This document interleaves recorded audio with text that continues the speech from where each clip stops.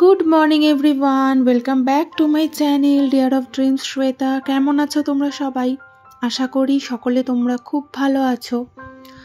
আর সকালবেলা ঘুম থেকে উঠে ফ্রেশ হয়ে একেবারে ঠাকুর ঘরে চলে এসেছি, ঠাকুর প্রণাম করলাম। আর এই যে জামা কাপড়গুলো কালকে শুকানোর ছিল সেগুলো শুকিয়ে গেছে, আর এগুলো এখন গুছিয়ে একেবারে আলমারিতে তুলে রাখবো। আজকের ওয়েদারটা না ভীষণ ভালো। সকালবেলা দেখছি একদম ঝলমলে রোদ উঠেছে। যদিও আজকে ঘুম ভাঙতে চাইছিল না, ইচ্ছা করছিল আর একটুখানি শুয়ে থাকি, কিন্তু বৃহস্পতিবার তো অনেকটা কাজ থাকে, তাই তাড়াতাড়ি করে চোখটা খুলে উঠে পড়তেই হয়েছে। ইচ্ছা থাকলেও তো উপায় নেই। যাই হোক, উঠেছি। আর মাম্মাম আর বিবির পাপা এখনো ঘুমোচ্ছে, ওরা একটু পরে উঠবে। আমি উঠে জানলা দরজাগুলো খুললাম। তারপরে এখানে এই যে কচু কেটে নিয়েছি। ফ্রিজের মধ্যে একটা ওল কচু ছিল, ফ্রিজের মধ্যে দেখেছি ওল কচুটা রাখলে না বেশ কয়েকদিন ভালো থাকে, আর বাইরে রেখে দিলে দেখেছি শুকিয়ে যায়। তো যাই হোক, বৃহস্পতিবার বলে আজকে নিরামিষ রান্নাবান্নাই হবে, ওল কচুর তরকারি। আর এই যে ফ্রিজ থেকে দুধ বার করেছি, দুধটা জাল দিতে হবে। বেবির পাপাও আজকে দুধ খেয়ে বেরোবে, আর বেবিও সকালবেলা দুধ খাবে। তো যাই হোক, 7:30টার সময় মহারানী উঠে পড়েছে। উঠে ও জুতোগুলোকে আগে দেখছে ঠিকঠাক আছে কিনা। এগুলো কালকে ধোয়া হয়েছিল, ধোয়ার পরে এগুলো এখানে শুকাচ্ছিল, তো এসে আবার একটু ঠিক করে দিয়ে গেল। এখন দৌড় মেরে যাচ্ছে ওই ঘরে, গিয়ে দেখো না একা একা আলমারি খুলতে শিখে গেছে। মানে বুঝতে পারছো, মানে আলমারি একা একা খুলতে পারে। ব্যাপারটা হয়েছে কি, আলমারির ভেতরে ও টেবিল টেনিসের যে ব্যাটটা ওর পাপা ওকে জন্মদিনে গিফট করেছিল সেইটা ঢোকানো রয়েছে। তো ওইটা এখন ওর চাই। এবার ওইটা একটু ভেতরে ঢোকানো হয়েছে বলে হাত পাচ্ছে না, তা আমাকে বললো একটু বার করে দিত, একটু খেলবে।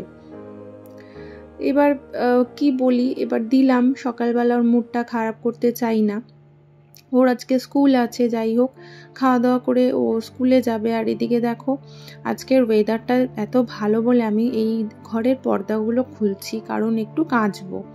সামনেই তো পুজো চলে আসছে, এরপরে ঘরের ঝাড়া পোছা যেগুলো কাচাকাচি সব করতে হবে। যদিও আমার ঘরে সব মানে একদিন অন্তর অন্তর সব কিছু ঝাড়া পোছা করা হয়, কিন্তু এই মোটা মোটা যে পর্দার কাপড়গুলো সেগুলো তো মানে যে রোজ ধোয়া হয় সেরম তো না, এটা হচ্ছে মানে খুব কম আর কি ধোয়া হয়। তো আজকে ভাবলাম কি, রোদ উঠেছে যখন এই ঘরের পর্দাগুলো ধুয়ে দিই।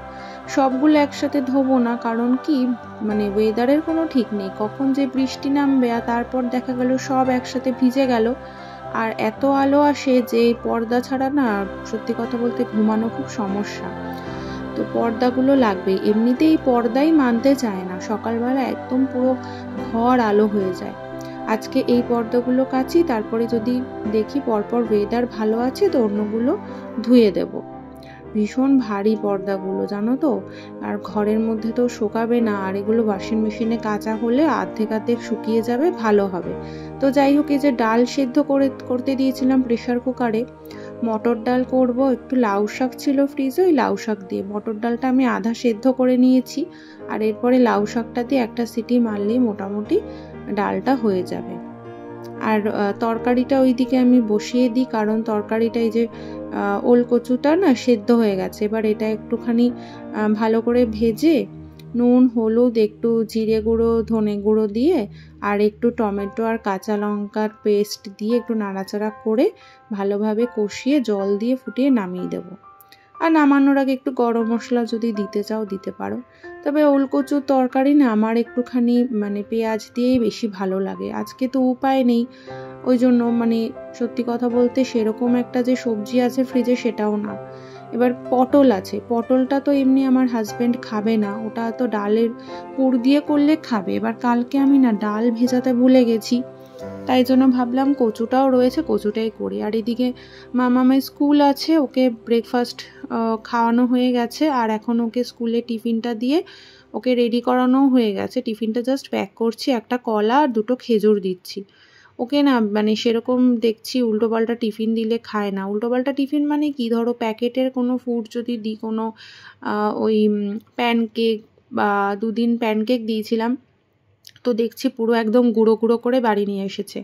ফ্রুটসটা দিলে তাও খায়। এবার সব ফল তো দেওয়া যাবে না, কাটা ফল তো বাচ্চাদের একদমই দিতে নেই, সাথে সাথে খাইয়ে দিতে হয়। তো কলাটা দেওয়া যেতে পারে, আর গ্রেপসটা সেটাও তো গোটা গোটা দেওয়া যেতে পারে। তো আমি আজকে কলাটাই দিলাম।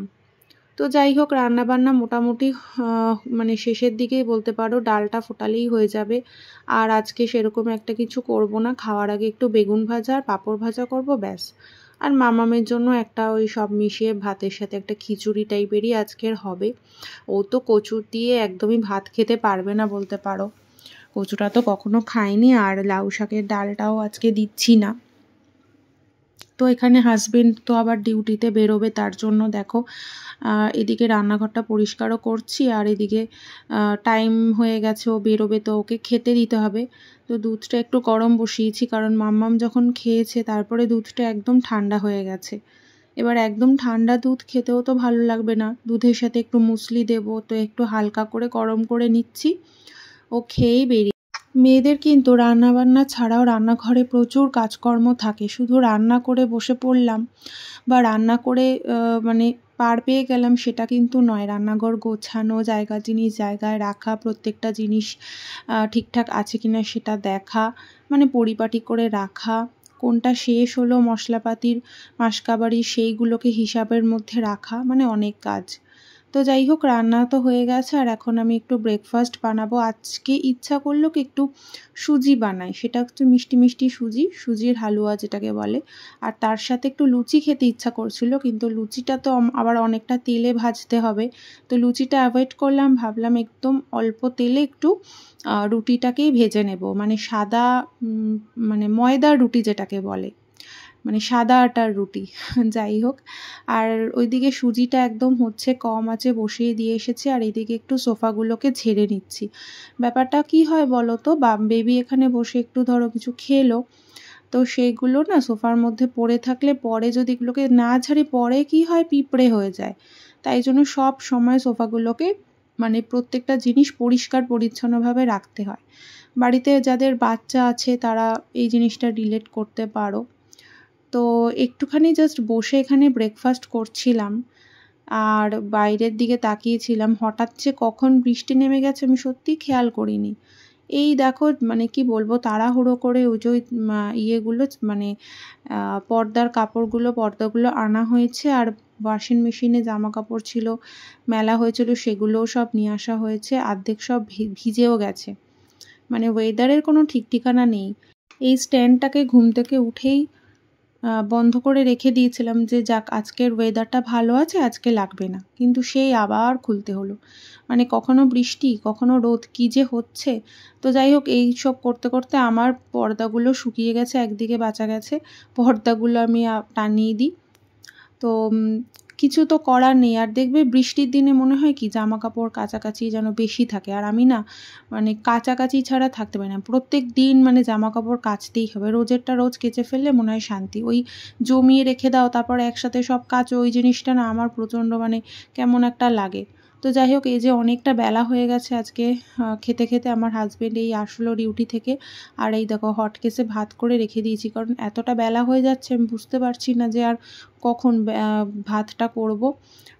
তো যদি মানে আসার পরে দেরি হয়ে যায় ভাত বসাতে, ওই জন্য ভাতটা করে হটকেসে রেখেছিলাম, আর একদম গরম আছে, এখন গরম গরম ভাত হচ্ছে খাবো। আর আমাদের ভাতটা না সব সময় একটু দেরি করেই হয়, মানে ঠান্ডা ভাত আমার বর একদম খেতে ভালোবাসে না। বাকি খাবারগুলো তো সব ঠান্ডাই থাকে, যেহেতু অনেকটা সকালের আমি রান্নাবান্না করি। আর আজকের এই যে পাঁপড় ভাজা করে কৌটোতে রেখে দিয়েছি, তো এক কৌটো হলে কি হবে, এটা খেতে খেতে শেষ হয়ে যায়। মানে আমার মেয়ে আর আমার বর না পাঁপড় ভাজা খেতে ভীষণ ভালোবাসে। আর একটু বেগুন ভাজাও করেছি, নিরামিষের দিনে একটু ভাজাভুজি না হলেই নয়। তো এখন খেতে দেবো, আর হচ্ছে কথা বলবো, দুজনে একটু গল্প করব।